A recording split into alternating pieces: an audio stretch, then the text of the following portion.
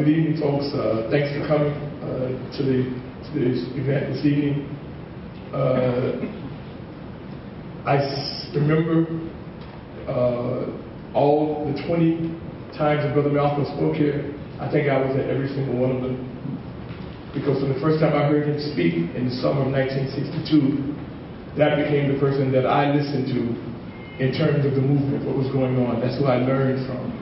That's what gave me a perspective on the world that I still have. I remember we used to, if he wasn't in town, we had our rallies at a little place that held about 100 people because we knew nobody was going to come. But when he was in town, we knew that there were going to be 500 or 600, 700 people, in this space. And when I came in that Sunday, February 21st, 1965, when he came in that day, I was already here when he came in. And he said, Brother Peter, when you get a chance, come backstage, I want to talk to you. So I said, okay. And about 5 minutes later, I went backstage. And he said that, I hope you understood. You have to put it this way. I had written a news release the day before, that Saturday, February 20th. And in response to to his being banned from France and to the firebombing of his home. At that time, I'm, I think, 24 years old, and I had written a fiery news release. So when Brother Malcolm came to the Hotel Teresa that Saturday, I gave it to him, showed him a copy of it. He read it, and he said, Brother Peter, I wish you would distribute this. Now, to this day, I do not know what I said so that he would ask me not to distribute it at the rally the next day. So I said, okay, and I put it to the side. And the reason I did that so quickly was that in the very first issue of the newsletter that I wrote, he saved me from getting sued. Because I was talking about this policeman who had killed this 15-year-old boy that started the Harlem Uprising. And when I was reading the article to Brother Malcolm, I said, eyewitness to the murder. And he said to me, Brother Peter, you can't use the word murder, because murder and murder are legal terms. And we know he's going to be, acquitted. He said, and if you call him a murderer or murder, he can sue you. He said, call him a killer and refer to it as a killing. Because he's a killer, and it's a killing no matter what the circumstances. And sure enough, when Gilligan was acquitted, he sued SCLC, Martin Luther King's organization, and CORE for distributing information calling him a murderer. So when he asked me to do that, I just kind of put the thing off to the side. They completely disappeared. I never saw them again. I don't know what happened to them in the Hotel Teresa. But he said to me that day, I know you put a lot of work in that.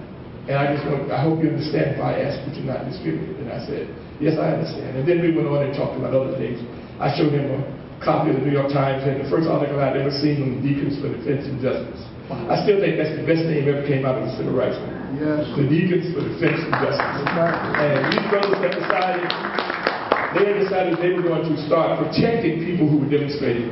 And the New York Times had a long article that Sunday morning, so I took it to the Audubon that day, and I showed it to Brother Malcolm when I was backstage. And he read it, and he said, oh, that's good, that's what I'm talking about. Self-defense. Self-defense. I do remember that Sunday, to me, when we were backstage talking to him, it was one of the first times I had seen him where he looked a little bit harried. Like something was bothering him. And we said to him, because I remember him saying, the way I feel today, I shouldn't be here. And so those of us who were back, we said, well, go home. People will understand, Go get some rest or whatever you have to do. He said, no. People want to get a report from me about, being banned in France, about the firebombing, and other things that had happened. So, and there were like I say, about 600 people sitting out there waiting to see him because he had not been around for a while. And so he said, he was going to speak. But he did say he was going down to Mississippi to speak at the invitation of SNCC in Jackson, Mississippi. And when he came back from that trip, he was going to spend the next 6 months building up the OAAU. Because he had been traveling much of the time that we had been in existence and really had not had an opportunity to really move the organization. So he said, I'm going to build up the OAAU. Of course, that made us all very happy. And I was especially happy because he said he was going to make a newsletter, of which I was the editor, into a tabloid-sized newspaper. So, you know, and by the way, one of the things I had done, I had been bugging him. I mean, you can imagine me bugging Brother Malcolm. The reason, when he came to the hotel that day in the 20th, I said to him, he gave me an article. He gave me an article to publish in the next issue of the newsletter. Because I said, no, we need you to publish it. We want you to write an article for the newsletter. And I'm playing a big-time editor. And he actually gave me an article that Saturday when he came in to be published in the next issue of the newsletter. And so when he said at that day backstage that he was going to make the newsletter and tell Tampa Side newspaper, I was very happy. I was just assuming that I was going to still be the editor when it became a Tampa Side newspaper. And then he asked which one of us backstage knew what Reverend Milton Galamazoo looked like. And I said, I know what he looks like.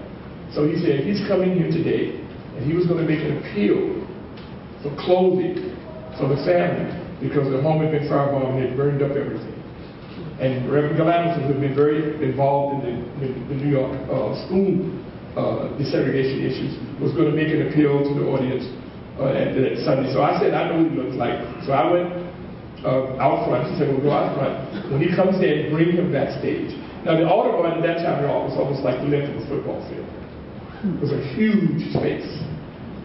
And so I went out front, and I was sitting out front and waiting for Reverend Galamazoo to come up the stairs, and then I was going to take him backstage. The last words that I heard Brother Malcolm say was, Assalamu alaikum. And the next thing I heard were the shots. And I ran into the main ballroom area, and people were running and screaming and crying and cursing, and it was total chaos. And I ran down and I jumped up on the stage, and I looked down at him, and I saw Mary Koshiyama had him cradling her arms. And I jumped, I didn't know what to say. I felt totally, didn't know what to do. Next thing I noticed, I saw the brothers coming in with a stretcher. I still have a very difficult time having any kind of favorable attitude about the hospital across the street. Because when the doctors refused to come to the Audubon, when they went over there, no doctor would come. The brothers had to literally take one of the stretchers, the rolling stretchers, and bring it over, and then roll it back. And so I've never had great feelings about this hospital since that day. And I went home later that day, and for the next 3 or 4 days, my birthday was the 27th of February. I mean, it was 3 days after the assassination. Worst birthday of my life. And I refused to come into this space for many, many, many years. I would not come in here for nothing. Then Bill Noble, when they were talking about tearing the place down, convinced me to come in to do an interview. And I did it. I said, that's it. And then when I found out they made the center here, I had to come. But I remember in 2006, we had a reunion of over 80 people who had been there. 18 of us got together for the first time since 1965 and had a reunion. And some of them, even though it's now the Malcolm X Veterans Center, they still could not come in here. They still could not come in into the center. I'm hoping that eventually they will get over it so they can see what is coming here. But this is the place now that is going to do what Harold Cruz used to always say: we must document our time. And this is the place where Brother Malcolm's life is going to be documented. Nowhere else. This is where if he lived, if he accomplished, this has got to be the place where his life is documented. Anybody doing anything will have to deal, and be a part of, and come to this institution to do that. And that's our responsibility, though the board members and also of all the people here who say they follow him. I would just like to say very briefly, there's one aspect of what Brother Malcolm was advocating that I believe that we have not paid enough attention to. That one of the things that attracted me to him initially was he was the first leader I heard not only talked about the physical manifestations of white supremacy, but also the psychological manifestation. Yes. What they were doing to the mind, the attacks on our mind. Yes. And I had never heard anyone talk about that until he did. And he did it repeatedly. But I think we have neglected that. We still focus on, whether somebody got, this and that and the other, but we don't deal with this. The physical manifestations have been significantly reduced. Not done away with, but reduced. The psychological attacks are unrelenting. Absolutely. Unrelenting.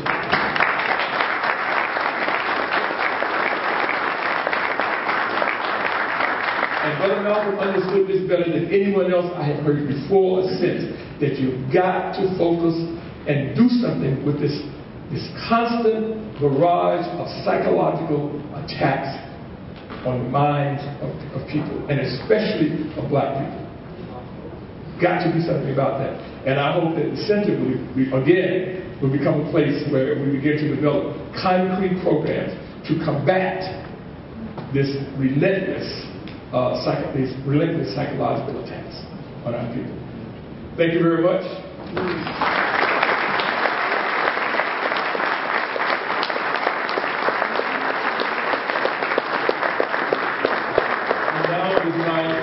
My responsibility and pleasure to introduce two young women who I have known since they were little children. I can remember them when they were real little children. Malak was not even born. I showed her a picture of me when I had to leave the country in 1960. I had to, by July, I had to get out of here. So I booked the passage on the ship going to North Africa with the idea of going on to Cairo. And people came down to see me off, and one of the people who came was Dr. Baily. We were good friends. She came to the ship, and she's standing on the ship.